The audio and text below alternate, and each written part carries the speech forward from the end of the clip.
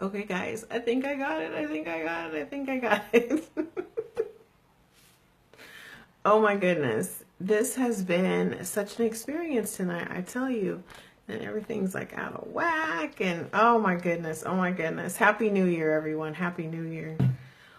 Woo! It was like a mission to get on this live stream tonight. So I'm super excited about finally getting on. I have an old Samsung S6 that I am absolutely 175% in love with.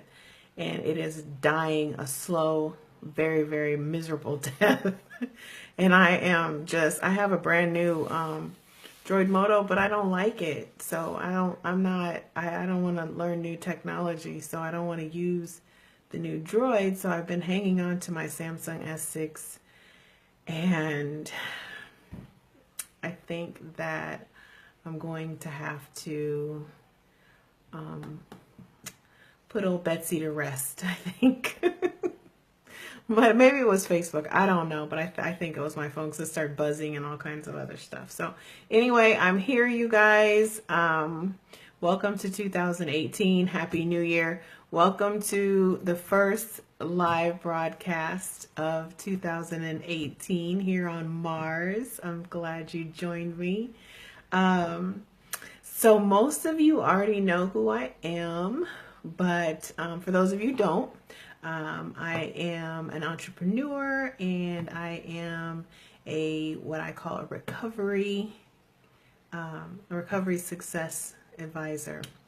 And so what I do is primarily work with individuals and women. I do public speaking and write books as well, but I primarily work with women to cure their emotional bankruptcy. So all those empty spaces from all the fears, flaws, and failures of your past. We take deep dives in and we tackle those challenges and tackle those obstacles and come up with some strategies to overcome them and get you on the right track so that you can achieve the success that you want in your life, your loves, and your relationships, and even your business. So that's what I do. Many of you have been following me for a while now, and so you know that every day I come on and I share an aha from a book that I'm reading. And in December, I did the whole month out of my own book. I did all my teaching and sharing from Journey to Find Your Butterfly Potential, which was my own book. But I decided, part of 2018 is about what I call raising the bar. And so I have a new coaching program that's targeted towards that and everything. And so I was like, you know what? How can I really raise the bar for myself on my reading challenge? And so I decided that I am going to do 30 books in 30 weeks. And so now, instead of either doing a book every day like I did in November or doing one book a month like I did in December, I'm actually going to do a new book each week. And so we'll have 5 to 7 days of content from a new book every single week. So that should take us up through, like 7 months. So I think it goes through like the end of July, if I remember right when I looked at my calendar. And so today's the first day, yes, of the 30 books in 30 weeks reading challenge. And I'm super excited because it was fun just going through my bookshelf and figuring out, what do I want to reopen? What do I want to take another look at? And here's the cool thing. Like, this is what I love about books. Every time you read them, you catch something new because you're in a different mindset. You're in a different headspace. You're in a different whatever. And so every time you read the book, you learn something new. You pick up something new. And so I thought, what would be the best book I could think of to really, really kick the new year off right? And so, that's a big thing, is making sure that you're off to a good start. Like if you watch track, how you leave the blocks is so important to how you're able to finish the race.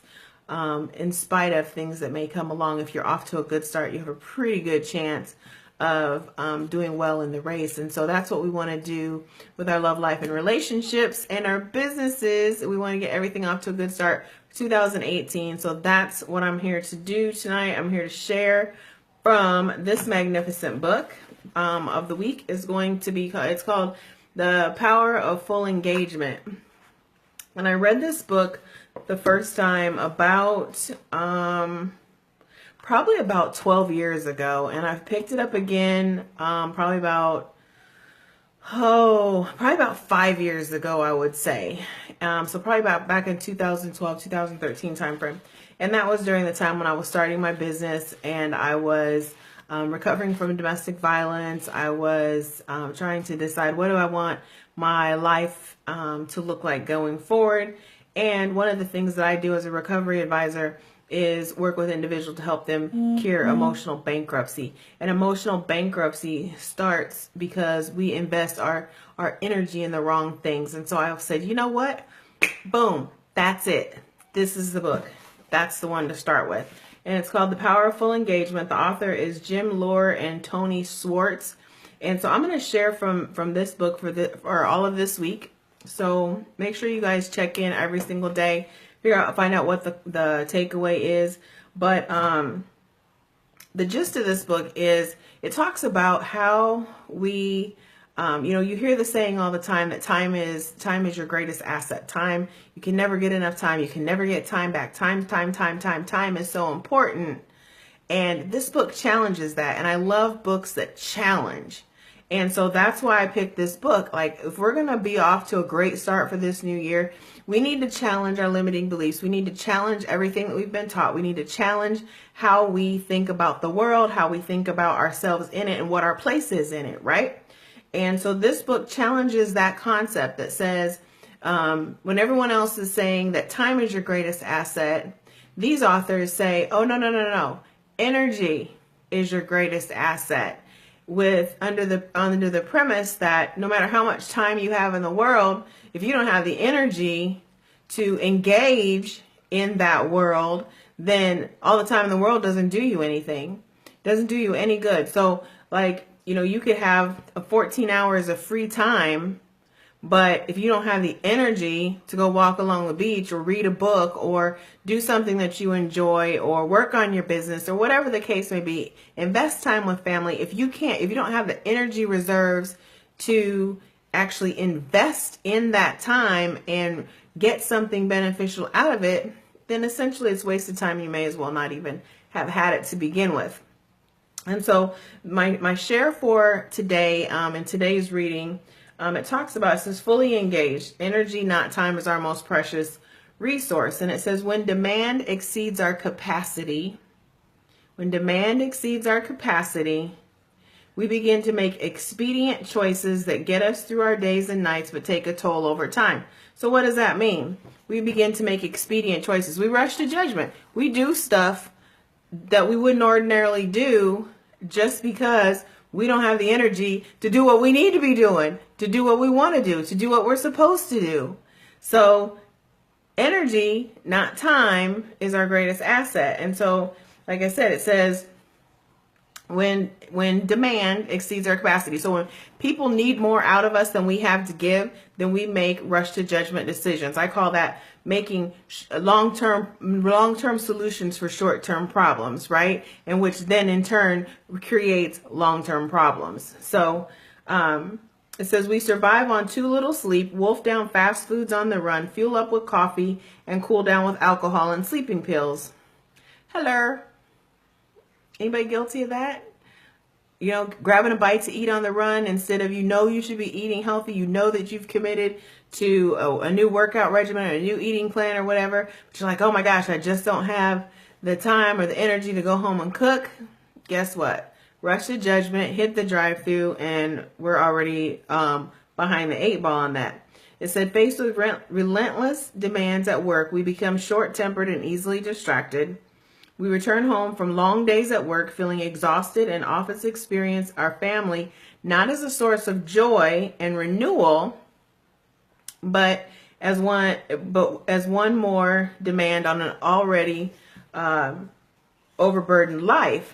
And so that's the importance of really truly managing these energy levels. And one of the things that I talk about in my latest book, Surviving the Rain to Find the Rainbow, is that we have to manage our investments, our emotional investments, our time investments, and in this case, our energy investments. What am I pouring my energy into, and what am I going to receive back from it? And if those either don't balance out or I don't benefit from it, then I need to really take a look at what that energy is being invested in, because it's no longer a good investment of my energy. It's depleting me, it's taking things away, and it's depriving me of the energy that I'm going to need to be able to do something that leads to my happiness, that leads to my success, that contributes to my family, that contributes to my community, whatever the case may be. If we have no energy left because we've mismanaged it, then we're stuck. And so that when demand exceeds our capacity, have you ever felt like everybody's looking to you for everything? Like, you can't have a moment to yourself. You know, I know as a mom anyway, one of the things that moms often struggle with is when, particularly when our kids are little, they run into the bathroom behind us. And it's like the bathroom should be the one place that you can go and be, you know, have a little bit of time to yourself. But when you have little ones at home, you don't. And so it's difficult to try and balance out that energy. And so that's what the powerful engagement means, is managing your internal resources, your emotional resources, your energy stores, so that you have the ability and the capacity then to meet the demands on your time and your energy. So I am excited about getting, oh my gosh, I picked this book up and I swear to you guys, I forgot how freaking phenomenal it is. And you know, that's what a bookshelf full of personal development books, and you know, from years of being an executive leader in the financial services industry. And it's amazing how you pick them up, but now as an entrepreneur and now as a coach, I read them in a different way. And so the message that I receive them differently because I'm in a different headspace. I'm not managing someone else's business or managing someone else's team. I'm managing my own and serving my own clients and my own community. So the nuggets from these books are absolutely incredible, and I'm excited to be able to share them with you guys. So in the meantime and in between time, guys, thanks for living life on Mars, and wish me luck on my little technology issue that I'm having with my S6. So I'm going to try and call Verizon and do this whole phone switch thing, but I'm not excited about it. So we'll talk to you guys soon. Have a great night and Happy New Year.